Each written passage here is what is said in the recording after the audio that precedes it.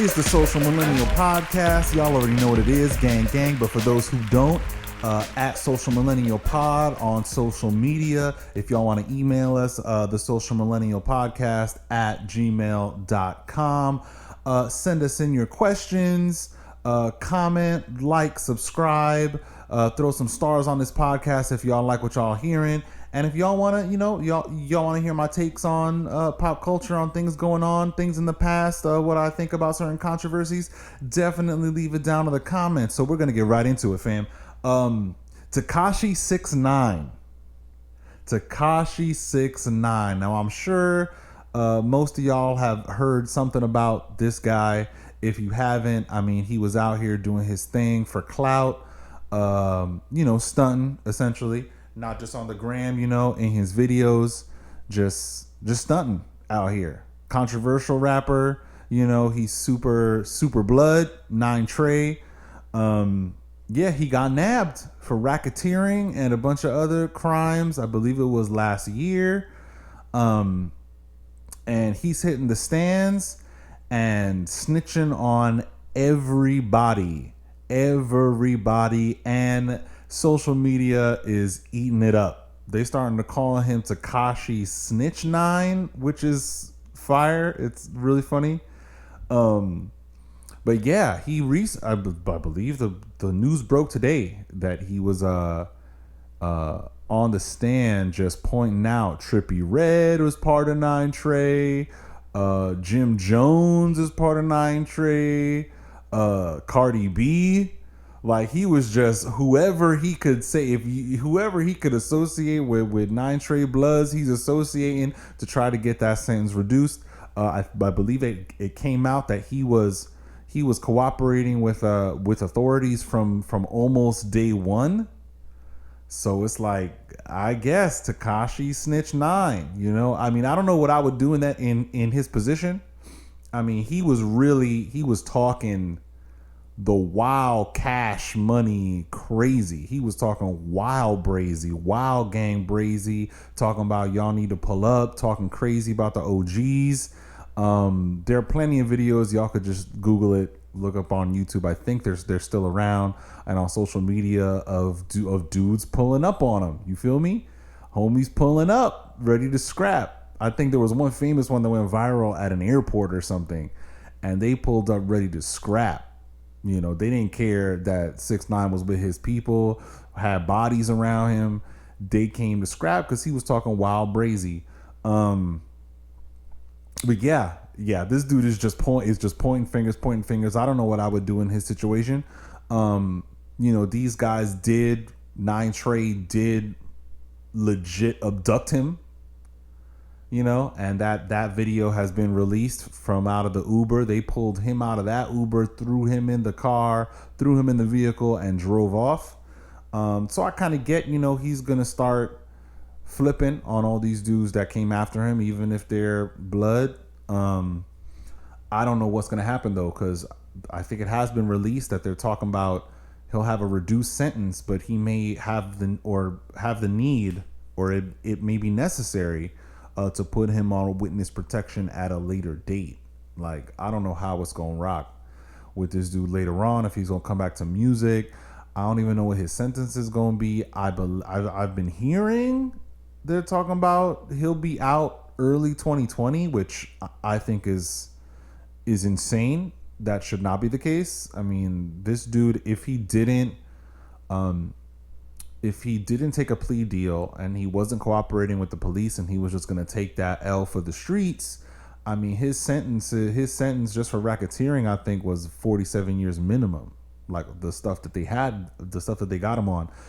So I really hope that it's not early 2020. I mean, this dude was involved in a lot of wild stuff behind the scenes. A lot of wild stuff can be sort of traced to him and his involvement. So we'll just have to see. But man, it is hilarious. Tekashi Snitch9. I know Snoop Dogg straight up called him a rat. Yeah, it's just been wild, man. It's just been wild. Meek Mill, definitely pointing out this is a lesson for everybody. A lesson for you kids, the clout's not worth it. Be yourself, get your bag. Because this dude Tekashi was gangster for the clout, and this is what it got him. So, yeah, thoughts and prayers to Tekashi's family though, because this is a big deal. Him and I expect him and Nine Trey are not on good terms, and I really hope his family is not at all caught in the crosshairs, not at all involved in this, not at all threatened by Nine Trey. I hope that they leave his family alone. I don't think, or I don't want to think that his family was like involved or like backing him up with all this craziness. I'm sure they might have been benefiting, but I hope that they weren't backing him up with his crazy rhetoric and just how he was out here brazy. And it's one thing, see, in hip hop, at least from my perspective, which is not all encompassing, but if you're gonna come out here and you the new hot young MC, you might take that route and talk a little brazy. A lot of these young guys anyway that are coming through now, a lot of these young mumble rappers are talking big, and they got money, they got things like that, but they don't really have it. We all kind of know that. You just come out the gate talking brazy, but Tekashi took it to a whole other level. Like, he was naming names. It was wild because he would say stuff in the music and then go on social media and talk specific. Like, he wouldn't say too many names in the music. People kind of knew who he was beefing with and who he was calling out. But then he'd just get on social media on that cell phone camera, on that selfie camera, and just start talking wild brazy, calling out all kinds of OGs from all kinds of cities, calling people soft. And so here we are. His own dudes. I mean, Nine Trey rolled up on him and abducted him, threatened his family, all that jazz if he don't jump in the van. And so yeah, you hate to see it. You really hate to see it, but it's happening to him.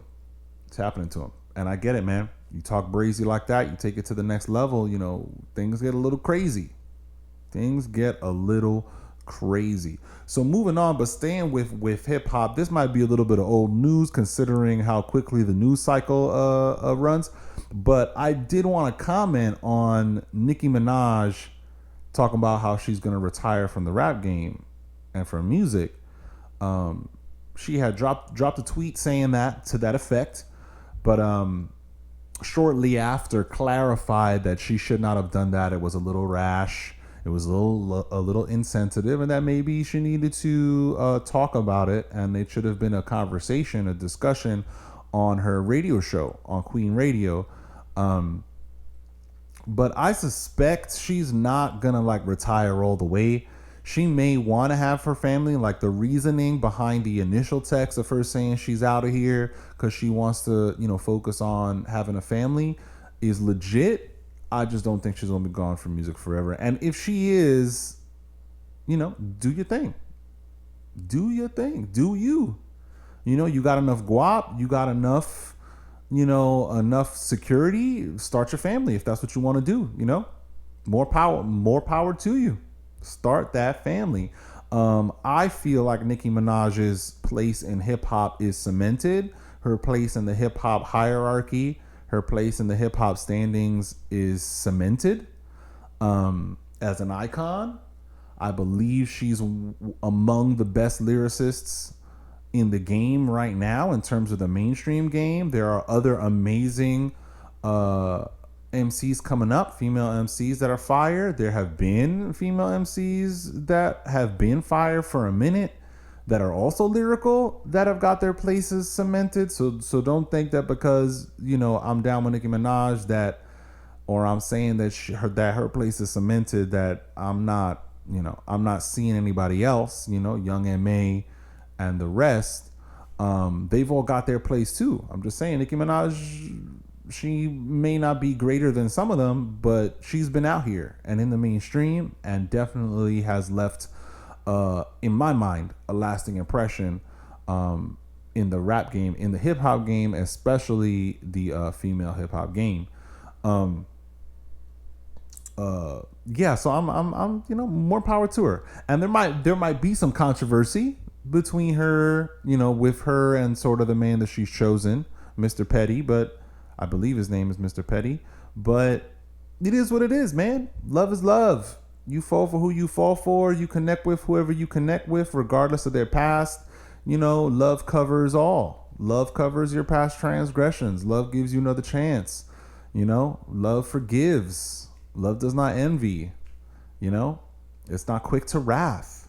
So I'm not even knocking her for that. Regardless of whatever that is. I don't know their life. I don't know, what the kind of person that he is now, as opposed to what he was then when he did what he did. But he's out here, and it's enough to, grab Nicki's attention and hold Nicki's attention, because that's one thing, guys, you know what I'm talking about. It's one thing to be out here like, yo, fam, I'm out here, come and look at me, and you got that attention, but then you can't keep it, when she finds out about who you are, or finds out about the way you be, or what have you, she sees you as unlovable and unlikable.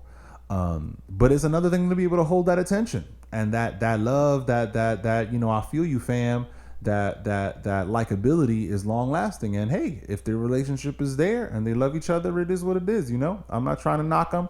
I'm not trying to down Nicki in her decision making with her music. Do what she got to do. I just hope she doesn't retire yet. I think she's got a lot of really great years in her. I think she could keep running, considering that she's really broken into that mainstream as a female hip hop artist. I feel it's really just her and Cardi B that are sort of like that commercial female hip hop that sort of has that they have as artists. They have a kind of ubiquity in the market that other female MCs don't have, like Young M.A. and a few others. Nicki's doing her thing out here and did her thing. She's on Queen Radio. I feel like she's doing really well there. I really feel like it's suited, podcasting, being a radio host, just doing a radio show really suits her. But I just hope that music doesn't stop. I feel like she could keep going for a minute without really slowing down.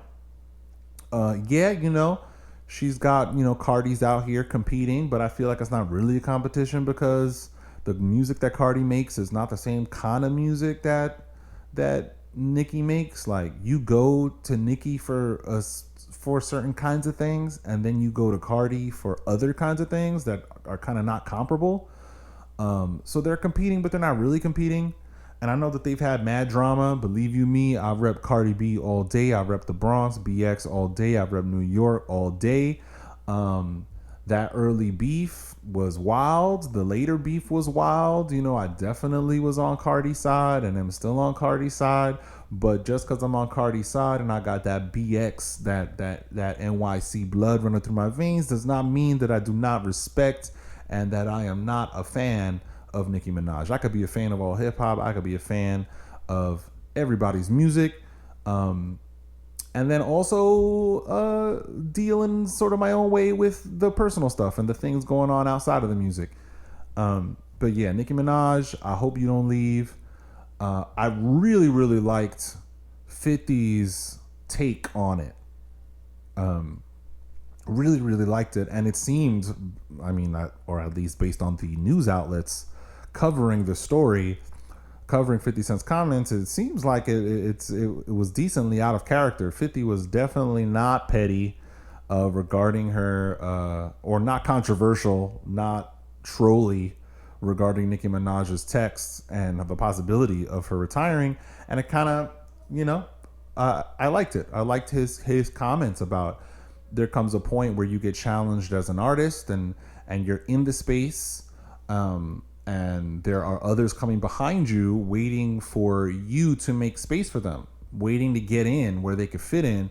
And if you're out here in that space and you're not really doing too much or doing as much, putting out as much as you could be, there's younger artists who are hungry to get into space, and you can either innovate and push forward and push through sort of that stage in your career that every artist goes through and come out and push through and go to the next level. Because then when you get to that next level, you climb the next rung of the ladder, which leaves the rung behind you clear and open for the next generation. So if you're not climbing up or you're moving in a different direction, then do it and keep that space open. You're now leaving a little bit of a void, a little bit of wiggle room for the people coming behind you, for the younger MCs, for the younger entertainers, and just do you. So I really liked 50 Cent's take.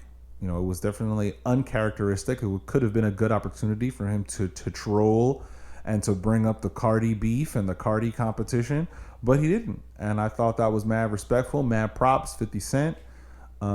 Making it do what it do, continuing to be controversial without being controversial and getting that attention without being too crazy.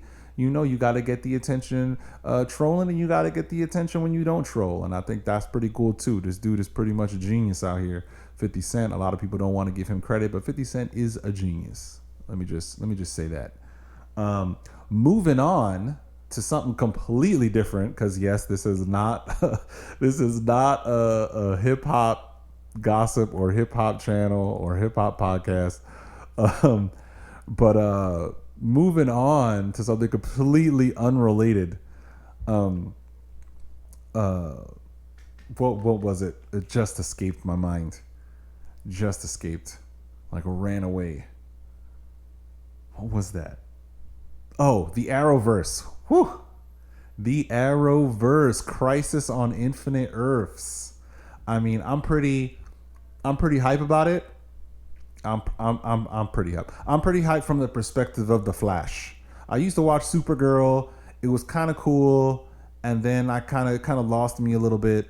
I'm looking to get back into it. I do like the character, and I do like the actress. She is really great as Supergirl, and Kara Danvers.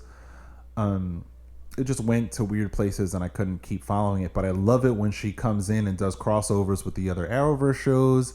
It's fire. Crisis on Infinite Earths is gonna be amazing. Why is it gonna be amazing, you ask? Well, thanks for asking, because Tom Welling has been confirmed to be part of the Crisis on Infinite Earths crossover. So the Smallville Earth, the Smallville universe, is going to cross over with the Arrowverse and be canonized as part of the Arrowverse, which just blew my mind. It had been a minute that they were Stephen Amell was sort of teasing it, posting pictures of him and Tom Welling, and them talking about how they're trying to get, Tom Welling, and they've been in talks with all of the agents from the all of the agents of the actors from Smallville to see who could come through. They've been trying to make that happen for a minute, and it had just been announced that Tom Welling is on it. I was super hyped. I flipped out because I am pre-Arrowverse. I'm Smallville. All day, every day. Ride or die, fam. Smallville. Tom Welling. Kristen Krug. You feel me? Michael Rosenbaum. I was here for it. I saw Smallville when it premiered.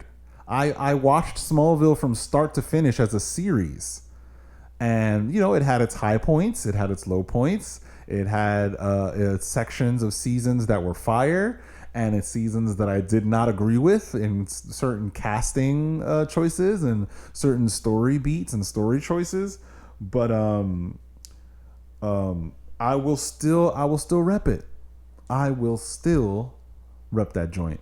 Cause it's fire. It's fire. Smallville was just fire. I don't really like how it ended.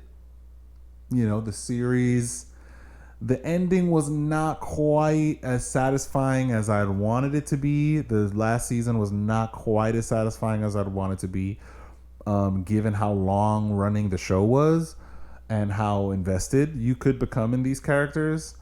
But I still love the show. It still holds a near and dear place to my heart.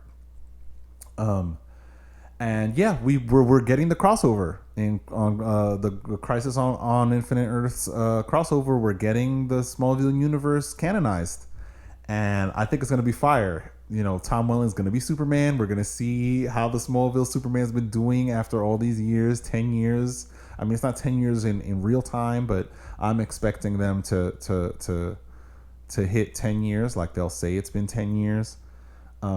There's talks that because we've got the Lex Luthor from Kara Danvers' Earth, who died, and the Monitor, for those who have been watching, have been keeping up, and the Monitor brought him back for a specific reason. I'm kind of expecting and hoping and fingers crossed that Michael Rosenbaum, that Lex Luthor, will make an appearance, that Kristen Krug will make an appearance. So far, they've gone on record as saying that they're down. Michael Rosenbaum is down to be part of it and to come back as Lex Luthor, and Kristen Krug is down to come back as Lana. I don't know about, I forget her name, that plays Lois. I don't know if she's down to come back, but these are the three that have been talked about the most. It's a shame that we can't get Allison Mack back. I believe her name is, yes, Allison Mack back. Alliteration aside, right? I'll take my chances. Let's see who knows what movie that's from.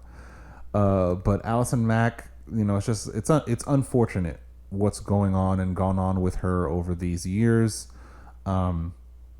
I wish that she could come back too. She was one of my favorite characters. Chloe was one of my favorite characters on that show, and was a new character created for that show.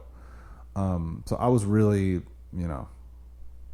it's a bummer. I'm bummed out now thinking about it, that she can't sort of make an appearance on the show just because of things that she's going through now. You guys could Google it and see what's happening. I'm not trying to down anybody and get too into it right now. But I'm hype. I am hype. Super hype. I hope that they bring back everybody from Smallville and they make a cameo appearance. We got Ralph is gonna reprise his role as Superman, but a different flavor of Superman. And you guys, I hope that you can look it up, see what flavor that he's gonna be. I think it's gonna be super interesting. And he's he's gonna be Kingdom Come Superman, but that Superman that's gonna be in Crisis on Infinite Earths is supposed to be the continuation from Brandon Routh's turn as Superman in Superman Returns. So the idea, if I'm not mistaken, is this is the continuation of Christopher Reeves' Superman. Because if I'm not mistaken, Superman Returns is a sequel to the other Superman films, but I'm not. Don't quote me. I don't quite remember. But it is definitely a continuation. So when we get to his Earth coming in, making that cameo appearance, it will have been the Superman Returns Superman. The eventuality is that he becomes the Kingdom Come Superman. And if you guys don't know who the Kingdom Come Superman is, look it up. Look it up. Kingdom Come Superman. But yeah, I'm super hype about this. And I say from the Flash perspective too, because I don't really watch Arrow, and I don't really watch, at least anymore, I don't watch Supergirl. I don't really like Legends of Tomorrow. I kind of never liked it. I never really got into it. I tried it, but I just didn't like it. Some of the characters, some of the actors, just some of the dynamics were not my thing.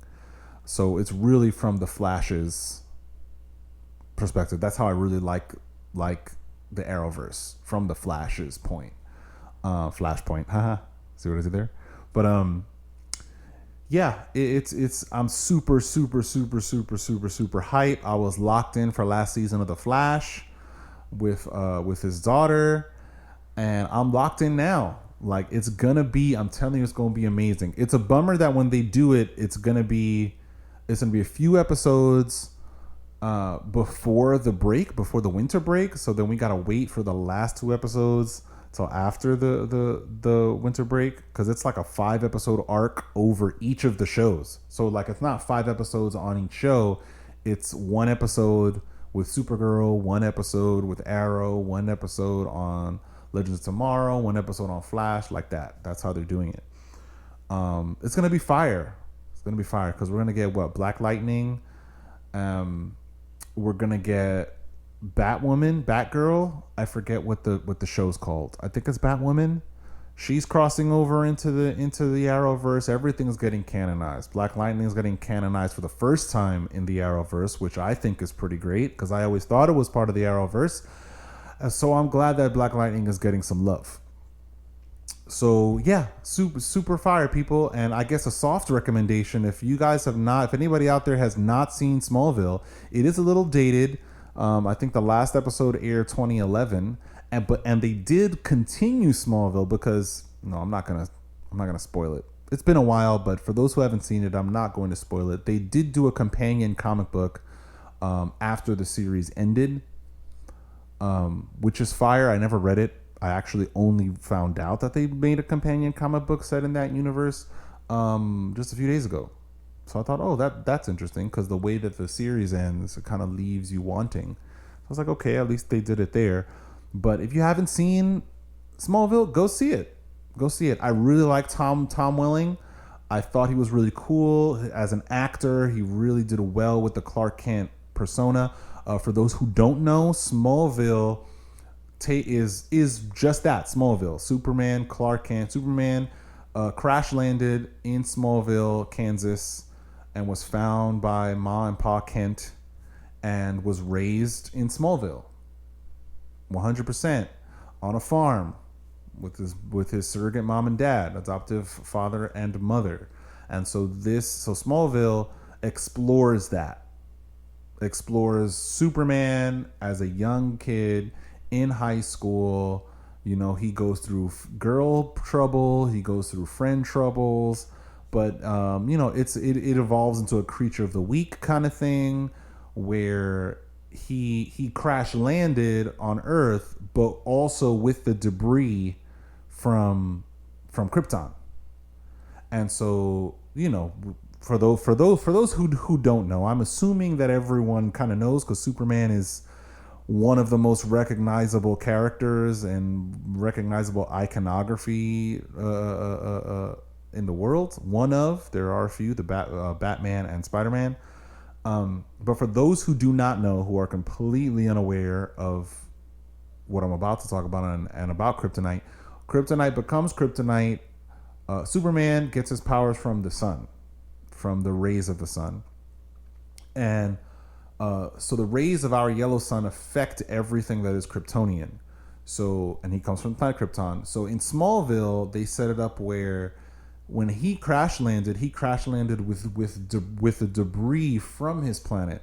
And so when the sun hits elements and materials from Kryptonite, from Krypton, you know, rocks, you know, geological formation from Krypton, it turns it into what we call Kryptonite, you know, what's popularly understood as Kryptonite. And that Kryptonite, you know, gets into the water and it affects a whole lot of things. So Clark Kent, long before he becomes Superman, is having to deal with the ramifications of his own crash landing.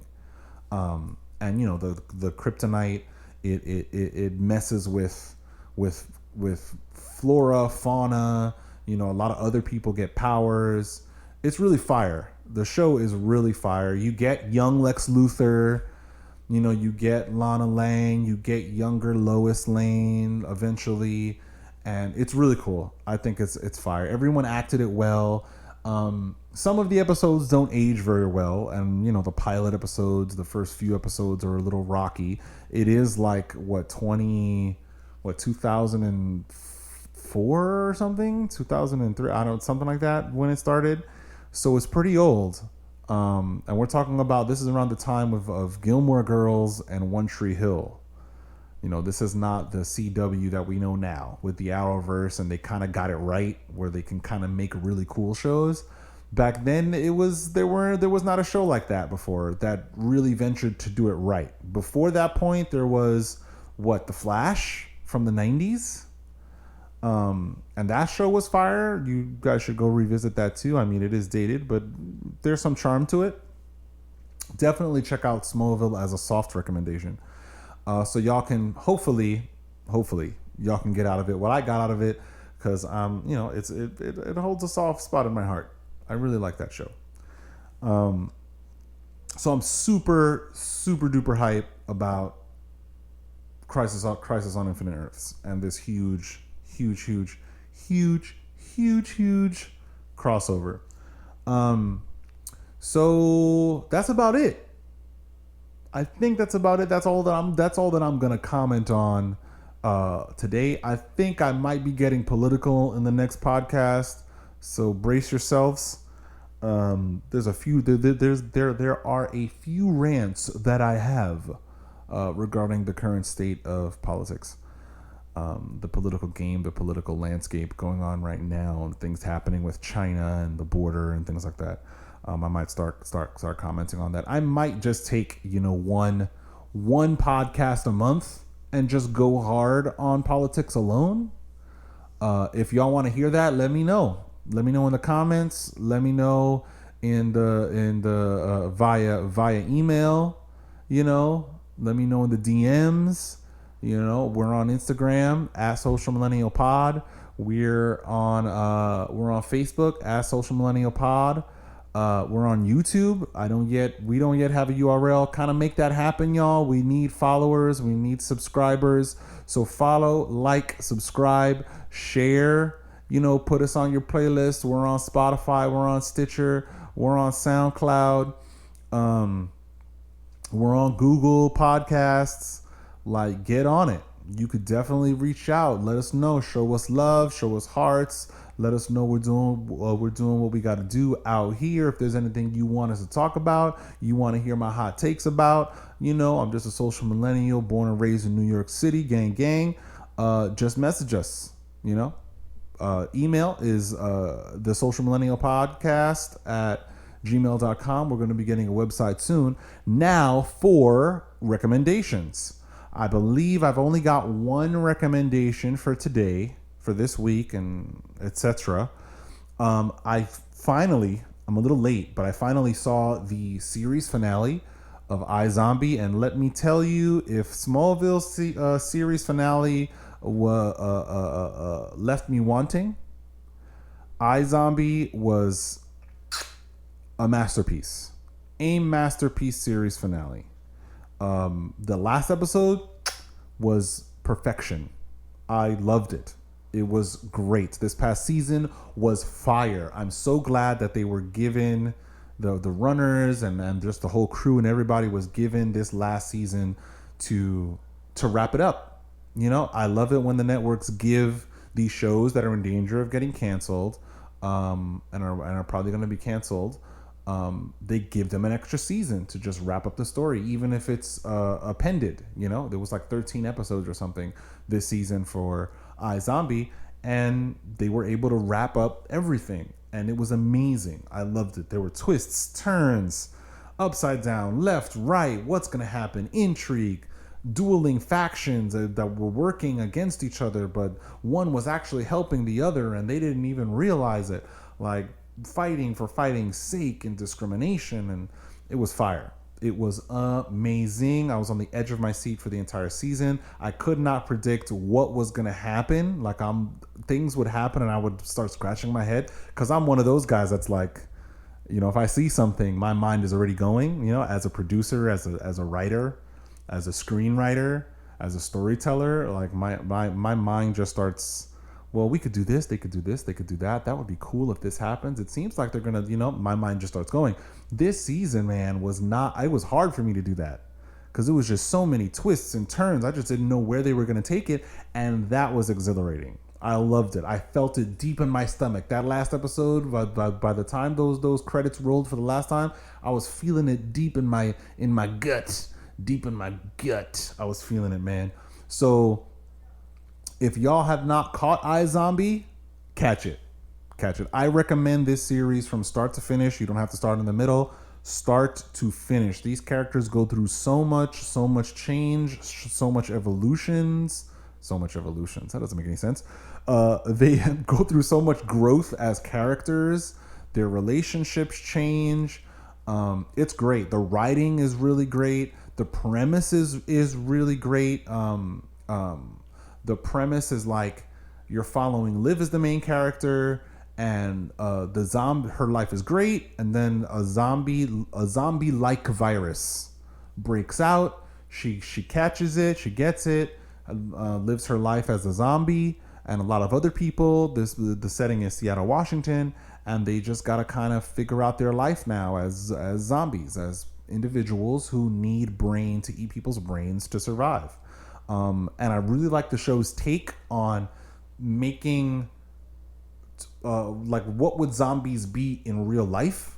Like they really made zombies or the idea of a zombie interesting because they sort of tweaked what zombies do, and they gave it sort of as if it was a disease. They really treated it like that, and I thought it was super cool because that's how it would get treated in the real world. If there's an outbreak, it's a disease. It's you get scratched, you get contaminated with it, and then your body changes and gets infected by this thing, and you're a different person. And I like how they created different stages, you know, of zombieism. Yeah, of zombieism. It's pretty cool where they could look like normal people, but if they don't get brains for a certain amount of time, their bodies continue to decay and they become more animalistic and desperate. It's fire. It's fire. So definitely watch it. Like, it's great drama. It's not just, you know, it's not a teen kind of little drama thing where this guy is talking to this girl and this girl's. It's not that thing. If maybe you thought it was, it is not that thing. Please go see it. iZombie. Everybody in there's fire. The casting was amazing. The characters are amazing. The writing is amazing. The journeys are amazing for every single character. And by the end of it, you will be left satisfied. I guarantee it. 100% satisfied. So yeah, that's the Social Millennial Podcast. Y'all do what y'all do. Show us love. I'm out.